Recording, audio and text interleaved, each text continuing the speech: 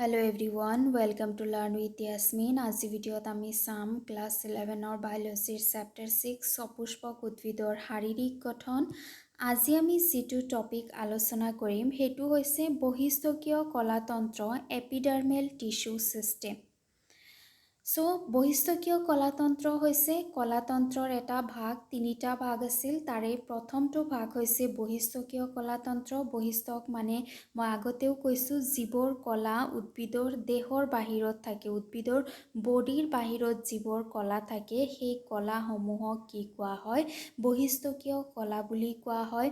আৰু এই যিটো এপিডাৰ্মেল শব্দ আছে এইটো হৈছে এটা গ্ৰীক শব্দ যাৰ মানে হৈছে অভাৰ দ্য স্কিন, তাৰমানে ছালৰ ওপৰত। এই যিবোৰ কলা আছে সেইবোৰ ছালৰ ওপৰত থাকে, উদ্ভিদৰ যিটো বডিৰ উদ্ভিদৰ কাভাৰিং থাকে সেইটোত থাকে। আৰু ইয়াৰ কাম হৈছে কি প্ৰতিৰক্ষা কৰা। আমি জানো ছালৰ কাম কি, বাহিৰৰ কাভাৰিঙৰ কাম কি, ইয়াৰ কাম হৈছে কি প্ৰতিৰক্ষা দিয়া, অৰ্থাৎ ই কি কৰে উদ্ভিদটোক প্ৰটেকশ্যন দিয়ে। সো বহিস্থকীয় কলাতন্ত্ৰ গোটেই উদ্ভিদৰ দেহৰ একেবাৰে বাহিৰৰ আৱৰণ গঠন কৰে আৰু ই বহিস্থকীয় কোষ, পত্ৰৰন্ধ্ৰ, বহিস্থকৰ উপাংগ যেনে অধিৰোম আৰু ৰোম আদিৰ দ্বাৰা গঠিত হয়।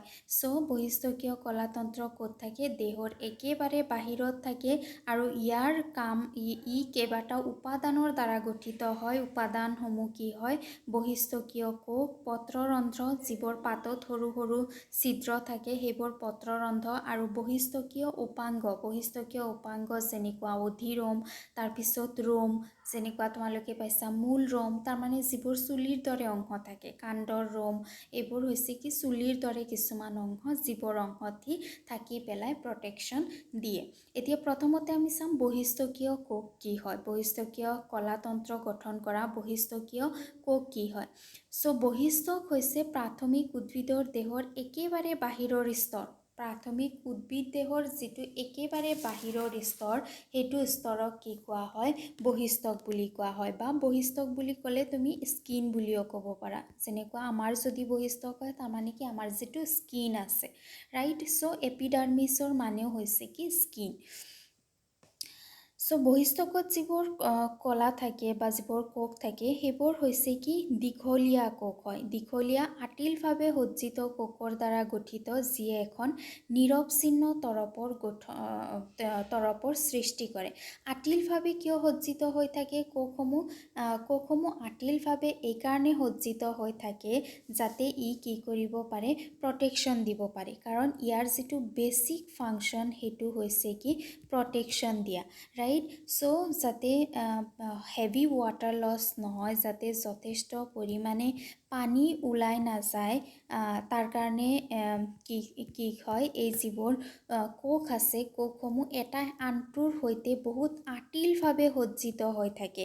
কাৰণ যদি তাতে কিবা গেপছ থাকে তেতিয়াহ'লে গেপছৰ পৰা পানী কি হ'ব পাৰে, লিক হ'ব পাৰে, ৰাইট। নহ'লে কিবা ধৰণৰ বাহিৰা বস্তু যিটো উদ্ভিদৰ কাৰণে ক্ষতিকাৰক হয়, তেনেকুৱা ধৰণৰ ফৰেন পাৰ্টিকুল কিছুমান সেই কেপৰ মাজেৰে সোমাই যাব পাৰে। গতিকে যাতে কোনো ধৰণৰ বস্তু সোমাই যাব নোৱাৰে বা পানী যাতে লিক হ'ব নোৱাৰে সেইটো প্ৰটেকশ্যন দিয়াৰ কাৰণে এই যিবোৰ কোষ থাকে কোষসমূহ কি হয়, আতিলভাৱে সজ্জিত হৈ থাকে।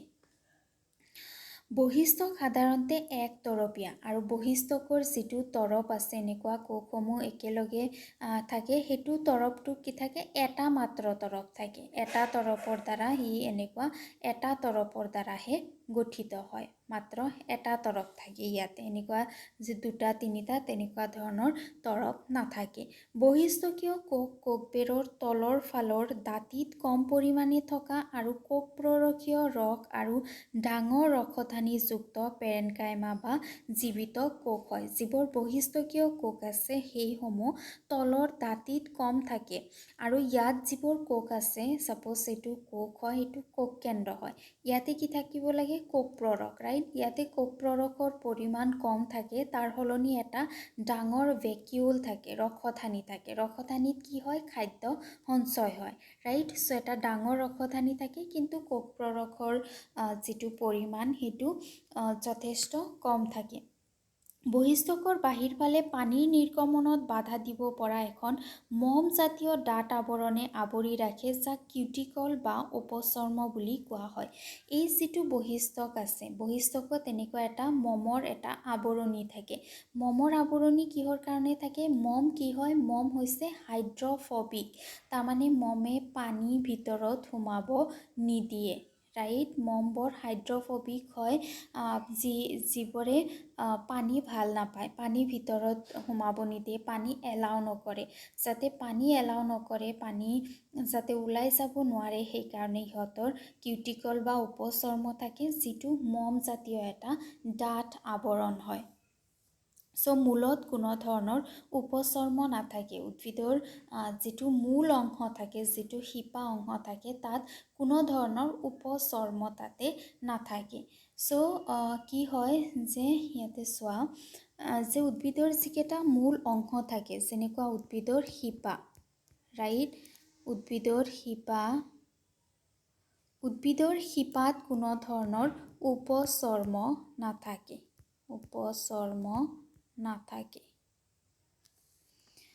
যিটো উদ্ভিদৰ কাণ্ড থাকে, উদ্ভিদৰ কাণ্ডত বহিস্থক কি হিচাপে থাকে? এপিডাৰ্মেল হিয়াৰ হিচাপে, তাৰমানে বহিস্থকীয় ৰোম